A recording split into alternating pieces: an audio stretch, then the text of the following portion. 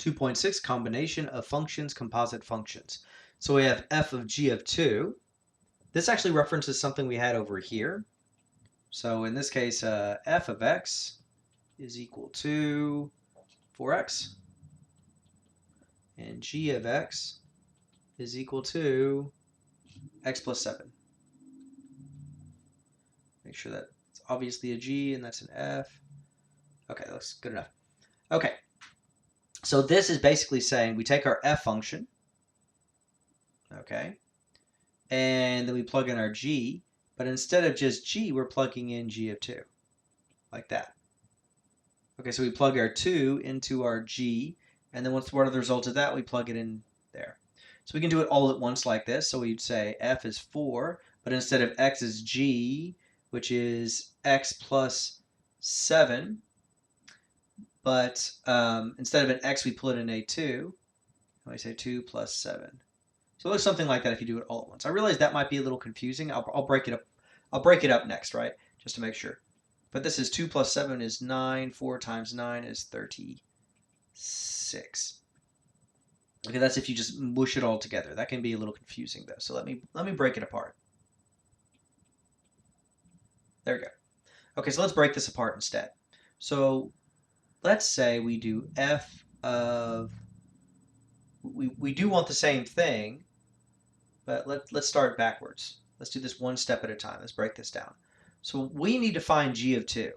G of 2. Okay, well, how do we find g of 2? We say 2 plus 7. And that means g of 2 is equal to 9. And then once we get that, we look at f of 9, right? Because 9 is g of 2, right? G of 2 is equal to 9. These are equivalent, right? G of 2 is equal to 9. So I plug it into my f, and then that gives me 4 times 9, which gives me 36. So you can break it apart a little bit and then do it backwards. That might be a little simpler to work it that way. And let's try the next one. Now it's g composite f of 2. So if I do it step by step, we want f of 2, right? F of 2. How do we do that? So we want f of 2. So f, there we go. So f of 2, so that's 2 times 4, which is 8. Then we plug it into the g, which in this case will give you 8 plus 7, which would give me a 15. Now, I do want to point out that oftentimes you're not going to be able to figure it out just by plugging in like that. You're going to have to do the variables first. I do want to show you don't have to do the variables, but you can. So let's try this with just variables, okay? So what we do is we say g of x, but it's actually f of x. So g of f of x. And what we do is everywhere we see an x in the g of x, x plus 7, right? We put instead 4x plus 7.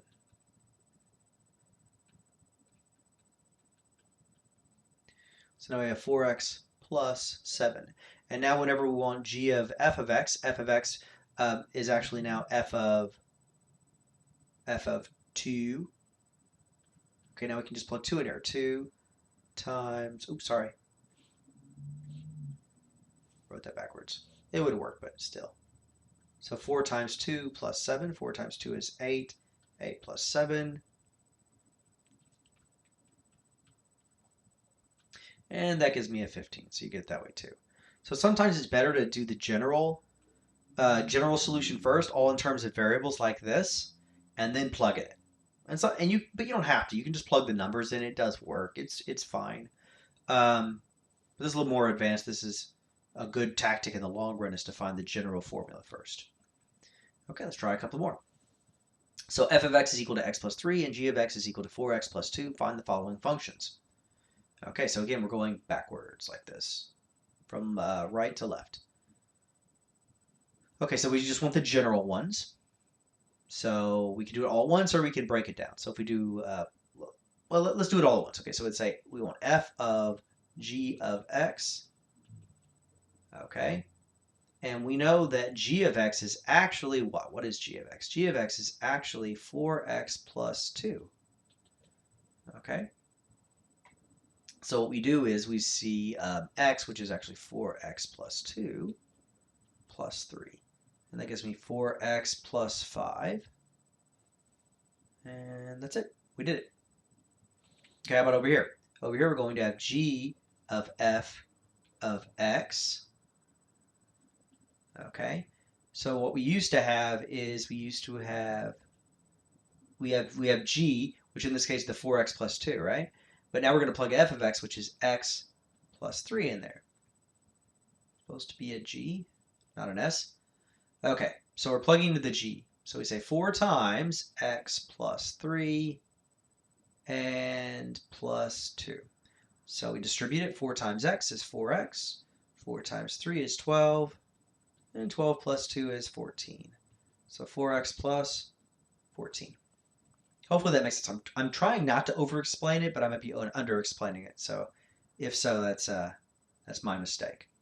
Now, since we've already got the general formula for this right here, all right, f composite of g of x, what we can do is we can just take this formula over here and we can plug in, right? So let me write this down. So since we already have this is equal to this, and it goes for the other one as well, since we already have this is equal to this, all we have to do now is we just have to plug in the -2. So we could just rewrite this. Whoops.